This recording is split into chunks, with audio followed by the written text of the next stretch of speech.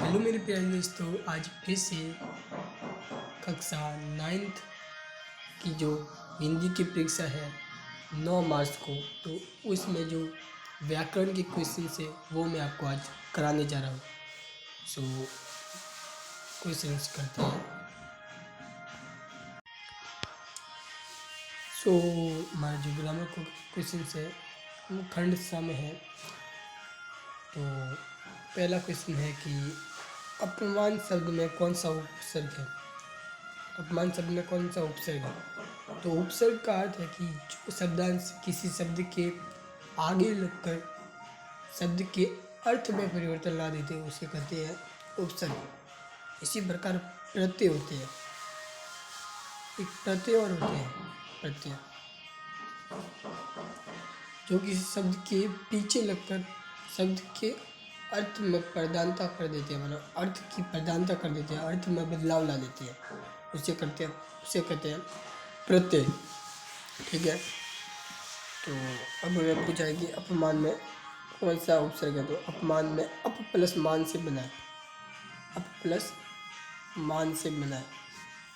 तो जो अब होगा वो तो है हमारा उपसर्ग, मान जो है मूल शब्द है। तो उपसर्ग को क्या हुआ? उपसर्ग हुआ अप। क्या हुआ? अप। तो राइट आंसर है हमारा अप। फिर है परसर्ग ने से युक्त क्रिया में होता है। परसर्ग ने से युक्त क्रिया में होता है तो क्या होता है? अपूर्णता का अभाव। क्या होता है? अपूर्णता का अभाव। ठीक है। अब चाहते हमारा तीसरा क्वेश्चन है कि सामाजिक शब्द में प्रत्यय है। तो सामाजिक शब्द में प्रत्यय हमारा कौन सा है? एक। सामाजिक शब्द का प्रत्यय क्या है? एक। क्योंकि देखो सामाजिक, समाज प्लस एक से मिलकर बना है। इसी प्रकार धार्मिक है, जो धार्मिक है वो धर्म प्लस एक से मिलकर बना है। आर्थिक है, राजनीतिक है, वैज्ञानिक है, इस सभी में एक प्रत्यय लगा है। ठीक है। तो आप किसी ऐसे दो एक प्रत्यय वाले शब्दों को लिखिए। अब चलते हैं आगे। हमारा चौथा क्वेश्चन है कि क्वेश्चन है कि निम्न में से आदि शब्द का विलोम क्या है। तो आदि का अर्थ, एक तो आदि ये होता है, एक आदि ये होता है। एक आदि का आदत मतलब होता है, वैसे इसका मतलब बहुत बार बदलता रहता है। कभी कभी इसका अर्थ आदत होता है किसी का, कभी कभी इत्यादि, मतलब जब कोई शब्द जब वाक्य में हम प्रयोग करते हैं, जैसे कि हम राम स्कूल गया, श्याम स्कूल गया, रोहन स्कूल गया इत्यादि, मतलब आदि और कुछ और भी कुछ कही थे, तो वहाँ पर भी आदि का प्रयोग किया जाता है, परंतु वह आदि अलग होता है। किंतु यहाँ पर आदि का अर्थ होता है आदि यानी प्रारंभ। आदि यानी क्या होता है? प्रारंभ, या शुरुआत भी कह सकते हैं। प्रारंभ, आदि, शुरुआत या प्रारंभ।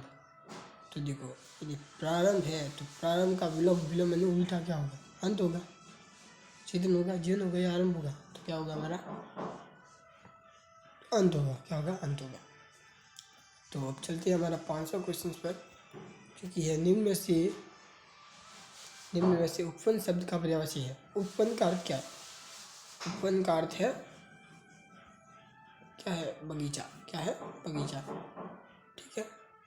अब चलते हैं छठे क्वेश्चन पर, जो कि है उस स्थान पर दीपक जल रहा है, रेखांकित पद में कौन सा परसर्ग है। तो यहाँ पर दिख रहा है, ये देखो पर दिख रहा है, यहाँ पर ये पर शब्द दिख रहा है। तो अधिकरण में पर ऊपर, अधिकरण में आता है में पर ऊपर, तो ये कारक है। ठीक है। तो पर आया है तो इसलिए यहाँ पर आंसर होगा अधिकरण। क्या होगा? आंसर होगा हमारा अधिकरण। आंसर होगा हमारा अधिकरण। ठीक है। फिर है कि आके बिछाना मुहावरे का अर्थ स्पष्ट करते हुए वाक्य में प्रयोग। तब ये आंसर मैं बोल के ही बताऊंगा सिर्फ कि आके बिछाने का अर्थ क्या है। तो आके बिछाने का अर्थ है कि सम्मान या आदर करना। तो अब वाक्य में प्रयोग है कि राम जी के वनवास से आने के बाद सभी लोगों ने आके बिछा दी। तो ये वाक्य बहुत अच्छा रहेगा, ठीक है। फिर है हमारा ये 8वां क्वेश्चन है कि अपने पैरों पर कुल्हाड़ी मारना। मुहावरे का अर्थ स्पष्ट करो और वाक्य में भी प्रयोग करो। तो अपने पैर में कुल्हाड़ी मारना का अर्थ है कि खुद का ही अहित करना, खुद का ही नुकसान करना, ठीक है। उदाहरण के तौर पर परीक्षा के समय बालक न पढ़कर खुद के पैर में खुद ने ही कुल्हाड़ी मार दी, ठीक है। सो अब चलते हमारा ये जो 9वां क्वेश्चन है, कर्ता जो कि है कि कर्ता के साथ ने आने पर कौन सी क्रिया होती है। तो जब कर्ता के साथ ने आता है तो हमारी सकर्मक क्रिया होती है। कौन सी? सकर्मक क्रिया होती है, सकर्मक क्रिया, ठीक है। कर्ता के साथ ने आने के कारण कौन सी क्रिया होती है? सकर्मक क्रिया। ये हमारा अंतिम और लास्ट वाला जो 10वां क्वेश्चन है कि पूछा इसमें कि संयुक्त वाक्य की परिभाषा लिखो। मतलब कहने का अर्थ है कि संयुक्त वाक्य क्या होता है।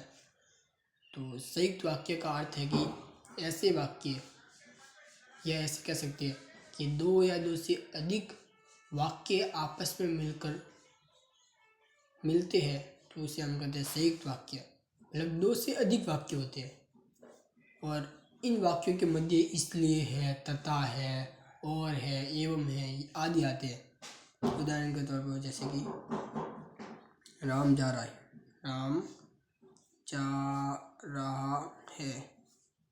और श्याम आ रहा है, और श्याम आ रहा है। तो देखो अब हमने देखा यहाँ पर और है, और दिख रहा है, मतलब दो शब्दों को मिला रहा है, दो वाक्यों को मिला रहा है, तो हम कहेंगे ये क्या है? संयुक्त वाक्य। सो बस आज के लिए बस इतना ही बच्चों, और मिलते हैं नई वीडियो में। Thank you.